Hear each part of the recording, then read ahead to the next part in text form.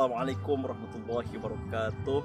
Para penyaksi kelas inspirasi menulis dimanapun berada, terutama bagi kaum muslimin dan muslimat, selamat menunaikan ibadah puasa di hari yang ke-16.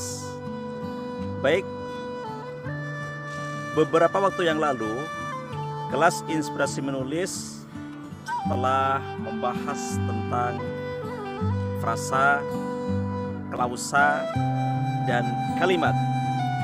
Maka saat ini kita lanjutkan pembahasan terkait dengan struktur bahasa atau struktur bahasa, tentang tata bahasa sebagai bekal kita dalam menulis. Mari stay tune channel Kim ini. Pertemuan kali ini adalah bagian yang keempat yang membahas tentang analisis kalimat. Sebagaimana kalau kita belajar bahasa Inggris atau bahasa Arab, misalkan dalam bahasa Arab kita mengenal meng-i'rab kalimat, maka dalam bahasa Indonesia meng-i'rab kalimat itu disebut dengan analisis kalimat. Mari kita lihat berdasarkan fungsinya. Fungsi suatu kalimat bersifat sintaksis, artinya berkaitan dengan urutan kata, morfem, frasa, dan klausa. Fungsi sintaksis itu berupa subjek, predikat, objek, pelengkap, dan keterangan, yang kemudian biasa kita kenal dengan singkatan SPOPLK,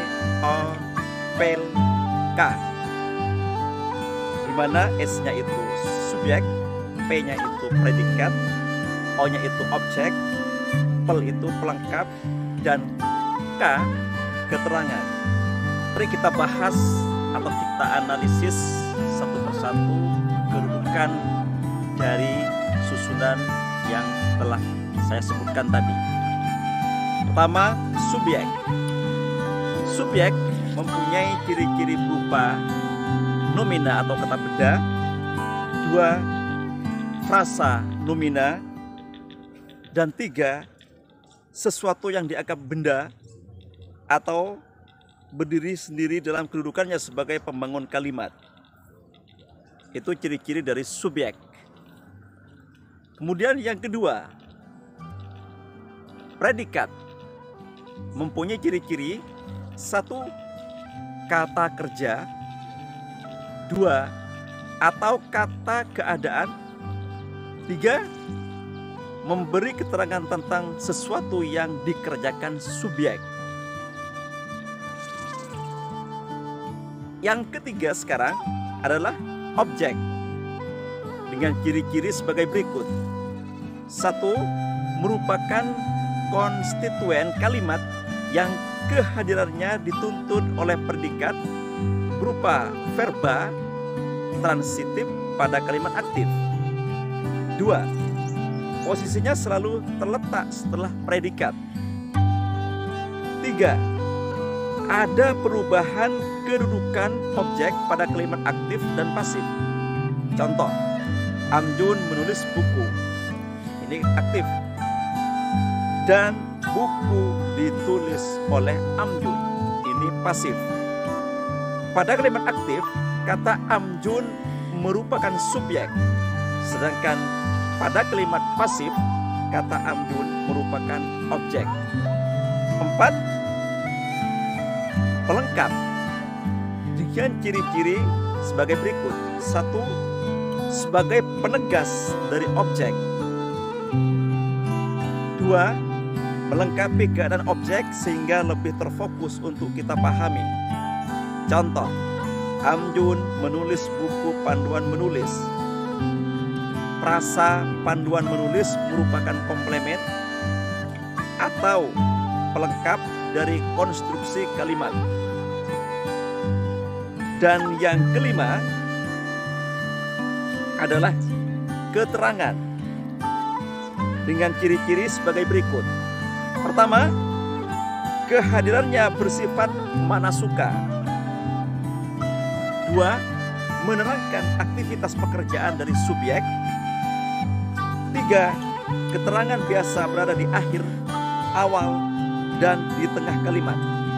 Contohnya, Amjun menulis buku panduan menulis di pagi hari. Di pagi hari, Amjun menulis buku panduan menulis. Atau Amjun di pagi hari menulis buku panduan menulis. Perubahan ketiganya ini bisa dipahami. Ini kedudukan dari pelengkap. Berdasarkan kategori kelas kata, analisis kalimat dibagi menjadi sebagai berikut. 1 kata benda, 2 kata kerja, 3 kata sifat, 4 kata keterangan, 5 kata sambung, 6 kata seru, dan 7 partikel penegas. Berdasarkan perannya, hal ini mengacu pada makna pengisi unsur-unsur fungsional kalimat. Misalnya subjek, ia berperan sebagai pelaku, alat sebab, dan pengalam dari susunan kalimat. Predikat berperan sebagai perbuatan, keadaan terbuat, keadaan berbuat. Predikat berperan sebagai perbuatan, keadaan berbuat, pengenal jumlah, dan keberadaan subjek. Objek berperan menyatakan penderita, penerima tempat, alat, dan hasil dari subjek. Pelengkap berperan menyatakan penderita dan alat penderita.